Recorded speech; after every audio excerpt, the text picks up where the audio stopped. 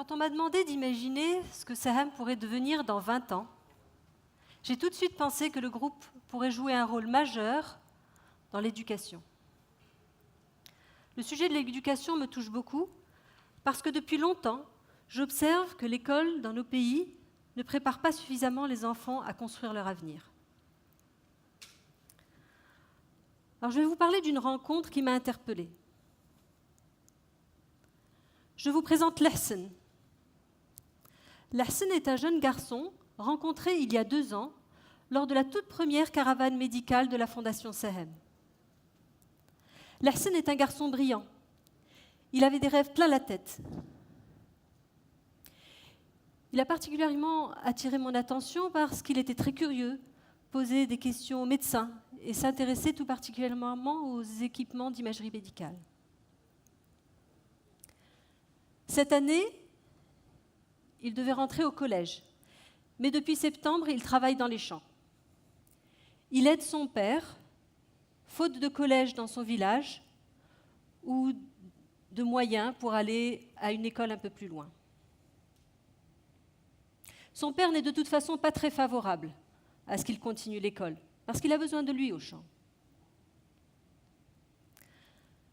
L'abandon scolaire n'est pas qu'un fléau marocain ou encore africain. Il touche également des pays d'Amérique du Sud et d'Asie. L'abandon scolaire est la première cause de perpétuation de l'analphabétisme dans le monde. Il empêche les pays de se développer et l'ignorance qu'il entraîne provoque bien sûr la pauvreté, mais également la violence ou le fanatisme. Alors le cas de Lahsen est malheureusement loin d'être isolé. Et pour vous rendre compte de l'amplitude de cette problématique, je vais vous montrer quelques chiffres. Alors tout d'abord, sur 61 millions d'enfants non scolarisés dans le monde, la moitié se trouve en Afrique. Si on considère maintenant un groupe de 20 enfants en âge d'être scolarisés en Afrique, 5 d'entre eux n'iront pas du tout à l'école. 4 quitteront l'école avant la fin du primaire et 7 avant la fin du secondaire. Au Maroc, on retrouve à peu près les mêmes proportions en milieu rural, puisque 1 enfant sur 3 n'accède pas au collège et 3 enfants sur 4 quittent au cours du lycée.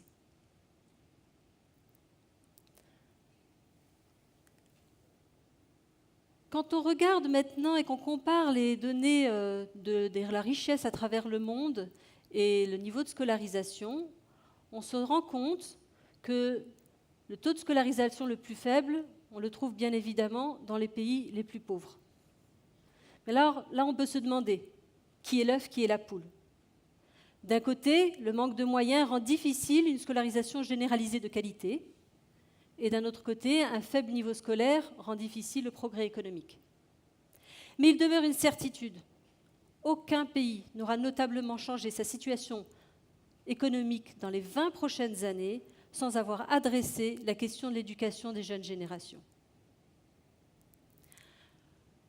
Beaucoup de pays en développement l'ont compris et investissent des sommes considérables pour installer des écoles, former le corps professoral, les sensibiliser. Et pourtant, le problème persiste.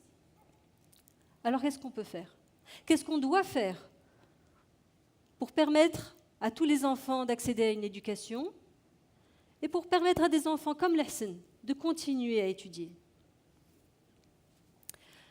Alors que j'étais en train de réfléchir à cette problématique, j'ai demandé à mon fils, qui a 17 ans, comment il voyait l'évolution de l'école dans les 20 prochaines années. Eh bien, à ma grande surprise, il m'a répondu qu'étant donné que l'école n'avait pas vraiment changé durant les 30 années passées, il ne pensait pas qu'il y aurait beaucoup de changements durant les prochaines années.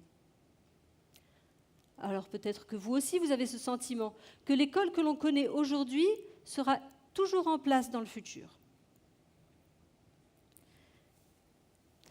Il se trouve que dans nos pays, l'école qu'on essaye de généraliser est un héritage de l'époque coloniale et ne correspond pas forcément à une réalité et à une situation particulière de chacun de nos pays. Alors bien sûr, vous allez me dire que ce modèle que l'on connaît aujourd'hui et qu'on peut appeler classique a une certaine efficacité, puisque ce soir, chacun d'entre nous en est issu. Mais nous sommes des privilégiés.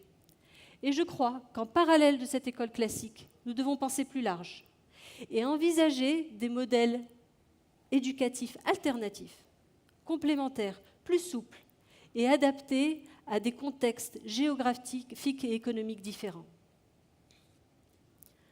Pourquoi ne pas créer des modèles éducatifs qui prennent en compte que les parents n'accepteront de maintenir leur enfant à l'école que si celui-ci peut, en parallèle, continuer à aider au champ ou faire des petits boulots pour aider sa famille? Il s'agirait de modèles qui enseigneraient bien sûr à bien lire, écrire et compter, mais également des matières pratiques qui aideraient l'enfant à aider sa famille dans des projets, ou bien qui délivreraient des diplômes plus en adéquation avec ses besoins ou avec la situation de sa région. Ce seraient des modèles qui pourraient avoir un vrai poids dans la lutte contre l'abandon scolaire, tout en permettant de développer le pays. Et si je vous disais que des modèles existent déjà, ici et là? On pense souvent que l'innovation vient, en termes d'éducation, vient des pays les plus riches. Et pourtant, elle peut venir aussi des pays en développement. Ces modèles éducatifs innovants sont adaptés aux pays les plus pauvres parce qu'ils ont été créés par ces pays eux-mêmes. Alors quel est le lien avec nous, Sahem?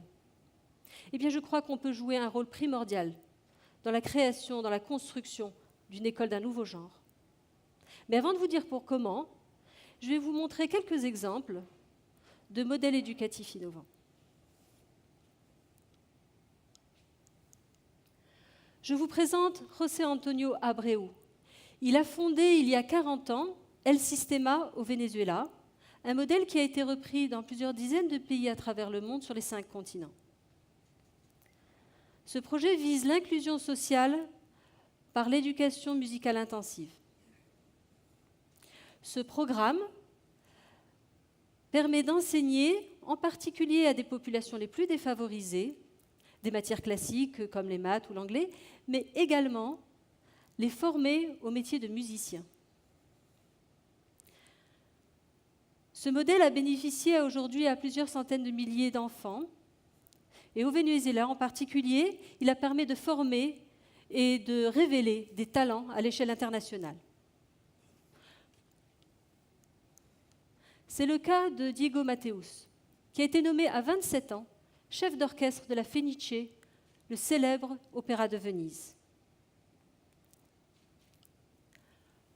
Autre précurseur de l'éducation, Sugata Mitra. Sugata a eu une idée saugrenue un jour. Il s'est demandé ce qui se passerait s'il allait dans un village reculé en Inde, sans école, et qu'il y a installé un écran interactif qui diffuserait du savoir sans enseignant. Quand il est revenu une année plus tard, il a constaté que les enfants avaient appris, entre autres choses, une nouvelle langue, l'anglais. Certains adolescents avaient acquis suffisamment de compétences pour devenir téléopérateurs dans un call center. Aujourd'hui, son modèle, appelé environnement d'apprentissage auto-organisé, a convaincu de nombreux pédagogues et a été adopté dans certaines écoles au Québec. Dans la même lignée, il existe une autre école, la Khan Academy. Tout a commencé en 2004, quand Salman Khan a créé des petites vidéos pour donner des cours de mathématiques à distance à sa nièce. Pour communiquer avec elle, il a posté ses vidéos sur YouTube et au bout de quelques semaines, il a observé que ces vidéos étaient visionnées à plus de 35 000 vues par jour. Un tel succès l'a amené à créer en 2006 la Khan Academy pour diffuser ses cours en ligne. Depuis, la panoplie de cours s'est enrichie de matières comme l'économie, les sciences, l'histoire, et sont utilisées par des dizaines d'associations œuvrant pour l'éducation dans les pays en développement. Juste avant moi, Rami, Marie-Aude et Bikiri ont parlé de nouvelles technologies, comme l'intelligence artificielle ou la présence holographique. Et elles vont révolutionner notre quotidien. D'ici peu, la démocratisation de ces technologies sera telle qu'un écran interactif pourra devenir presque aussi efficace qu'un enseignant. Cette nouvelle génération d'ordinateurs aura la particularité de s'adapter spécifiquement aux besoins de l'enfant en fonction des données recueillies sur son environnement et sur ses capacités d'apprentissage, tout en lui offrant la possibilité de s'extraire de sa condition en fonction de son ambition. Les exemples que je vous ai présentés sont des modèles innovants prometteurs, parce qu'ils ont été conçus par et pour des pays en développement. Ils correspondent à une réalité de terrain plus forte que le besoin d'apprendre, c'est le besoin de survivre. Ces modèles éducatifs innovants, comme beaucoup d'autres, sont synonymes d'espoir pour les jeunes générations. Mais aucun d'entre eux n'arrivera à créer une révolution à lui seul. Pour réussir, ces modèles ont besoin d'un réseau fort. Un grand groupe doit s'inspirer de ces modèles, les structurer,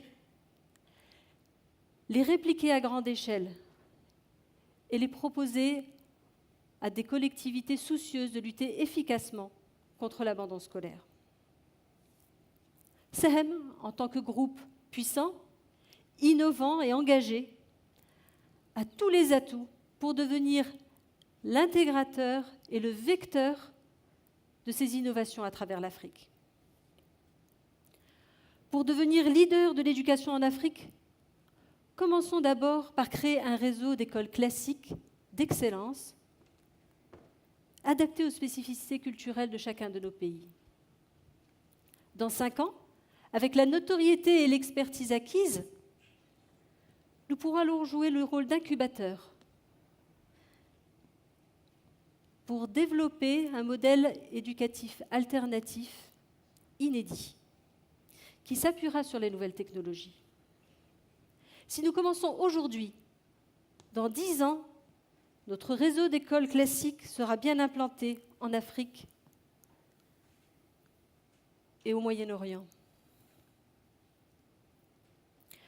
Ce réseau servira de base arrière pour essaimer notre modèle éducatif alternatif dans les régions les plus reculées et offrir ainsi l'éducation à un maximum d'enfants. Nous aurons ainsi créé des écoles d'un nouveau type et notre savoir-faire sera reconnu. Dans le monde entier, nous serons consultés pour ce savoir-faire par des villes et des pays en développement, mais pourquoi pas par des villes et des pays développés qui sentiront que leur système éducatif a atteint ses limites et qu'il doit s'adapter à un nouveau contexte. Nous serons alors, dans 20 ans, leaders de l'école du futur. Ainsi, en 2035, le fils de l'Hassan n'aura plus à choisir entre continuer à aller à l'école ou travailler pour aider sa famille. Il pourra allier les deux et prendre en main son destin. Merci.